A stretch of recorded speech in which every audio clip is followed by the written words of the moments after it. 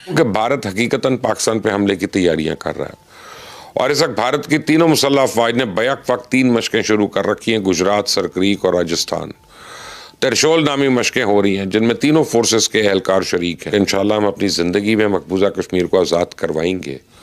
अब भारत के टुकड़े टुकड़े टुकड़े होते देखेंगे। अब तक की बड़ी ब्रेकिंग न्यूज पाक इंडिया बॉर्डर से जो आ रही है कि भारतीय लड़ाका हथियारे पाकिस्तानी सरहदों पर पहुंच चुके हैं।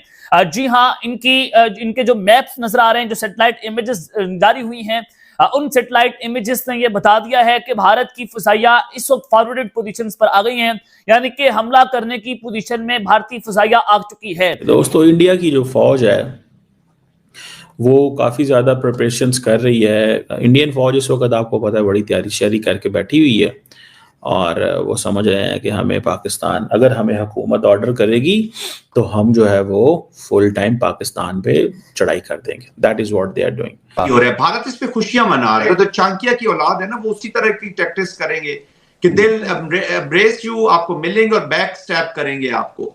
तो ये एससीओ को देख ले, स्कटल करता है, सार कुछ से खत्म कर दिया है। ब्रिक्स के अंदर भी है, एससीओ में भी है। आप 1947 से शुरू हो जाएं, 1965 की 48 की जंग, 65 की जंग, 71 में पाकिस्तान दो लख्त होता है बीच में। उसके बावजूद भी यानी कश्मीर का मसला जो है वो हमारा सर फहरिस्त सफ़े अव्वल पे है।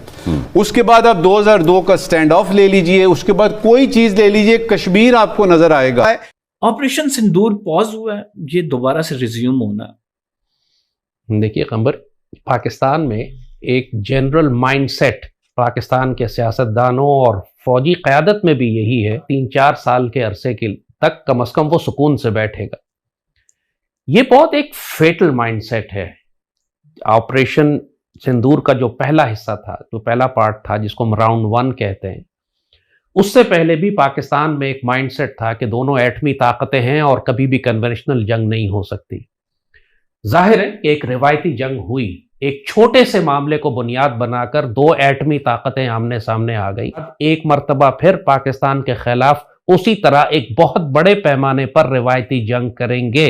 अब की दफा वो ग्राउंड फोर्सेस लाएंगे, अब की दफा वो नेवल फोर्सेस लाएंगे, अब की दफा वो क्रूज मिसाइल्स और ड्रोन्स पे भरोसा करेंगे। अपनी एयरफोर्स को सिर्फ उस वक्त डिप्लॉय करेंगे कि जब उनके क्रूज मिसाइल्स और ड्रोन्स हमारे एयर डिफेंस सिस्टम्स को या हमारी एयरफोर्स को नुकसान पहुंचा सके। लोगों के दरमियान यही था कि ये दो जो है न्यूक्लियर पावर किस तरह से लड़ सकते हैं और क्या वाकई कन्वेंशनल वॉर होगी। इवन हम जब मीडिया में भी इंडिया के अंदर इस वक्त कोई ऐसा उनका मिलिट्री का सर्टन आप कह लें कि कमांड या कोई ऐसी कोर नहीं है जो अपनी अपनी जंगी मशक़ें ना कर रही हो। इंडिया के जो ओपन सोर्स इंटेलिजेंस नेटवर्क्स हैं और इंडियन मीडिया के जरिए भारतीय अवाम को एक पैगाम पहुंचाया जा रहा है, public advisory, information discipline during national security emergencies, यानी कौमी सलामती की जो इमरजेंसीज हैं यानी जंग, उसके दौरान जो इंफॉर्मेशन वॉरफेयर है उसमें अवाम ने डिसिप्लिन दिखाना है।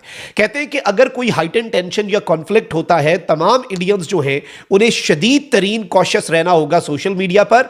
मॉडर्न वॉरफेयर जो है वो सिर्फ जंग के मैदान में नहीं बल्कि इंफॉर्मेशन के मैदान में भी लड़ा जाता। डिस्कस करते थे तो ये करते थे, लेकिन finally it happened. Now you are again saying operation Sindoor resume होगा और लैंड फोर्सेस पाकिस्तान दाखिल होंगी और बहुत मारपीट होगी, मिसाइल्स चलेंगे, इसके साथ जो है एक नक्शा तब्दील होकर रह जाएगा। जी एग्जैक्टली कंबर, यही होने जा रहा है। अब की दफा वाइड स्केल जंग होगी। पहले तो उन्होंने सिर्फ हमारे मिलिट्री टारगेट्स को हिट किया था, अब हमारे शहरों को हिट करेंगे। अब वो ग्राउंड फोर्सेस जब लॉन्च करेंगे तो हमारे बॉर्डर एरियाज जितने भी हैं वहां से आपके लोगों की माइग्रेशन होगी, हिजरत होगी, लोगों को निकलना पड़ेगा। बहुत बड़ा अपहीवल होगा पाकिस्तान के अंदर। हमारी कौम इसको रियलाइज नहीं कर रही। देखिए, भारत के साथ जो जंगों का ये सिलसिला शुरू हुआ है, मैं ये नहीं कह रहा जंग हुई है, सिलसिला शुरू हो चुका है। उन्होंने आपका पानी बंद करना है। उन्होंने अब दरियाए चनाब पर डैम्स बना रहे हैं, सिंध पर डैम्स बना रहे हैं। वो 3 दरिया जो हमारे पास थे उसका पानी भी आपको नहीं देंगे अब वो, तो आप क्या करेंगे? ये तो नमस्कार दोस्तों, स्वागत है आपका हमारे चैनल पर। तो दोस्तों, जैसे कि आप लोगों को अभी तक पता चल गया होगा और नहीं चला तो मैं बता देता हूं कि बहुत ही बड़ी खबर निकल कर आ रही है। और ख़बर ये है कि डोनाल्ड ट्रंप, अमेरिका के प्रेसिडेंट, ने ये दावा किया है कि पाकिस्तान न्यूक्लियर टेस्टिंग कर रहा है। और ये बहुत ही बड़ा एक सदमा है भारत के लिए। क्यों? क्योंकि भारत ने अपने जो परमाणु टेस्टिंग है वो 1998 से बंद कर रखी है।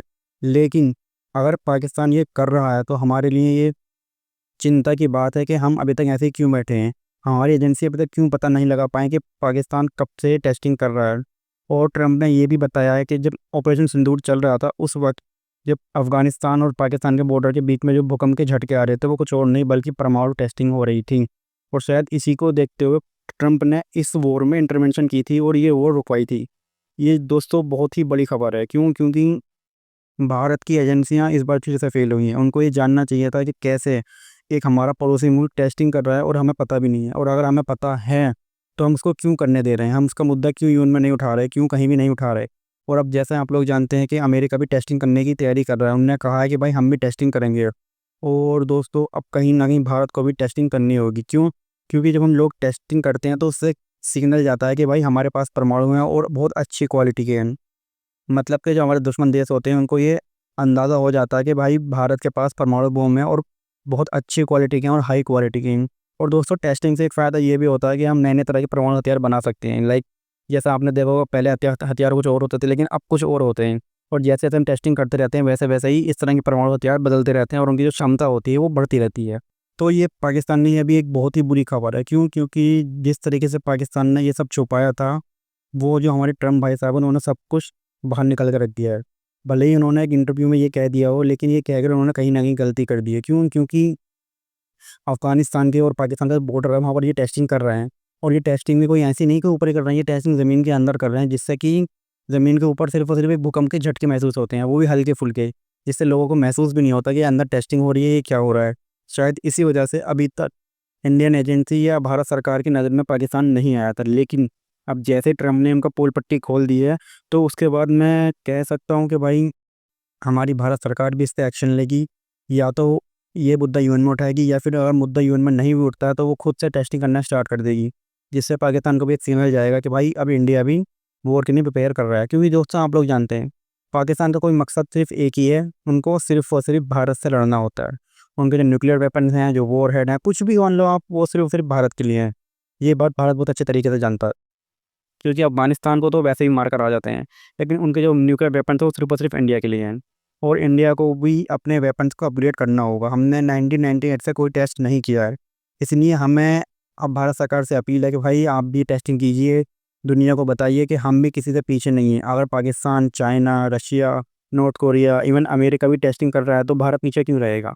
भारत भी टेस्टिंग करेगा। और दोस्तों इस टेस्टिंग के बीच एक खबर ये भी आ सकती है कि कहीं ना कहीं ईरान भी टेस्टिंग कर दे, और ईरान ने अगर ऐसा कर देता है तो ये शायद 10वां मुल्क होगा जिसके पास परमाणु हथियार बन जाएंगे। और ईरान की टेस्टिंग करने के बाद इसराइल के पैरों तले ज़मीन निकल जाएगी।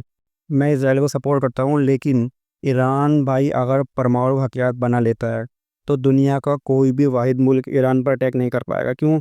क्योंकि फिर न्यूक्लियर वॉर होने का खतरा हो जाता है। अगर ईरान पर कोई भी फिर अटैक करेगा तो ईरान सीधा धमकी देगा कि भाई हम पर अटैक अगर होता है किसी भी तरीके का, चाहे वो ज़मीन से हो चाहे आसमान से हो, हम उस कंट्री पर न्यूक्लियर वेपन गिराएंगे। और आप लोग अच्छे से जानते हैं जब एक न्यूक्लियर वेपन गिरता है तो क्या हाल होता है। जापान का क्या हाल हुआ था आप लोगों को बहुत अच्छे से पता है। वहाँ पर सिर्फ 2 से 4 सेकंड में ही 1.5 से 2 लाख लोग राख बनते ख़त्म हो गए थे। इतना ख़तरनाक होता है ये न्यूक्लियर वेपन। और अभी पता नहीं क्यों कंट्रियाँ इसकी फिर से टेस्टिंग करने लग गई थी, लेकिन अब यहाँ आपको बता देते 1998 से किसी ने टेस्टिंग की नहीं थी, लेकिन अब ये सामने खुल कर आ रहा है कि भाई Russia, China, Pakistan, north Korea तो पहले से ही करता है और इवन अब अमेरिका करने को बोल रहा है।